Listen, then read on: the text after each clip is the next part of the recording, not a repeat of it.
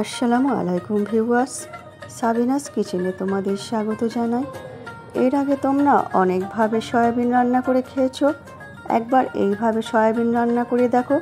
আশা করছি তোমাদের ভালো লাগবে এবং তোমাদের পরিবারের সকলের খুবই পছন্দ হবে। Let's go. Oh my God. Aha. Yes.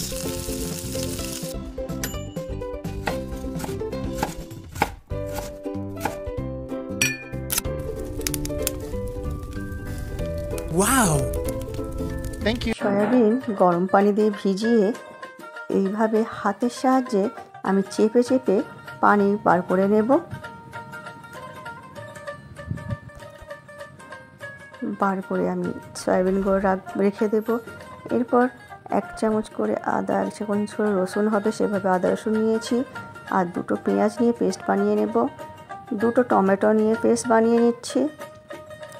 সয়াবিনের মধ্যে 200 গ্রাম টক দই, হালকা টকা চামচ দই, পেঁয়াজ আদা রসুন বাটা, টমেটো বাটা,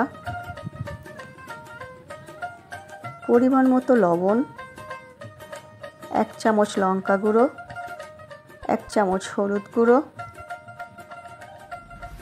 1 চামচ ধনে গুঁড়ো, 1 চামচ জিরে গুঁড়ো দিয়ে আর 1 চামচ গরম মশলা দিয়ে ভালো করে মাখিয়ে আমি ম্যারিনেট করে রাখবো আধা ঘন্টা।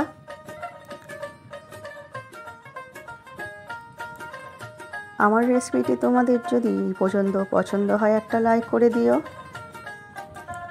এরপর কড়াইতে সর্ষের তেল দিয়ে ছোট ছোট করে কেটে রাখা আলুগুলো আমি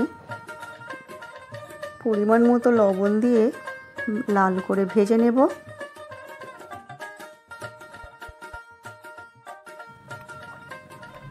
আলু ভাজা হয়ে গেছে, এরপর আমি তেল ছড়িয়ে তুলে নিচ্ছি।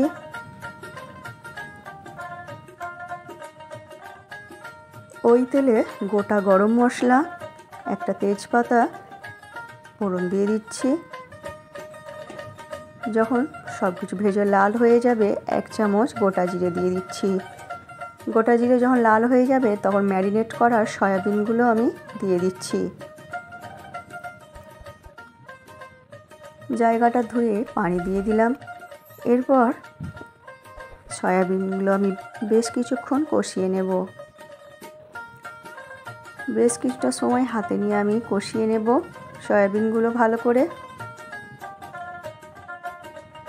তোমরা একবার এইভাবে সয়াবিন করে দেখো, তোমাদের খুবই ভালো লাগবে। সয়াবিনের টেস্টটা খুবই দারুণ হয় এভাবে রান্না করলে।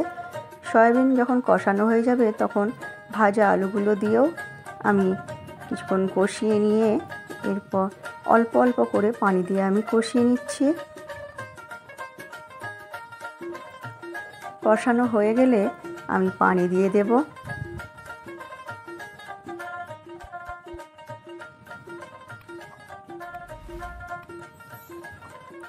আমার রেসিপিটি তোমাদের কেমন লাগলো কমেন্ট করে জানাবে এবং আমার রেসিপিটি তোমাদের ভালো লাগলে তোমাদের বন্ধুবান্ধবের মাঝেও শেয়ার করে দিও।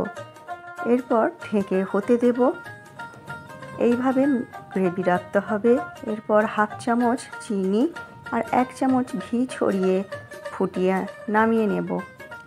এরপর তোমরা গরম গরম ভাত, রুটি, পরোটা, পোলাও পছন্দ মতো খাবারের সঙ্গে পরিবেশন করো। আমার রেসিপিটি তোমাদের ভালো লাগলে সাবস্ক্রাইব করে পাশে থেকো এবং আমার রেসিপিটি শেষ পর্যন্ত দেখার জন্য তোমাদের কাছে অনেক অনেক ধন্যবাদ রইল।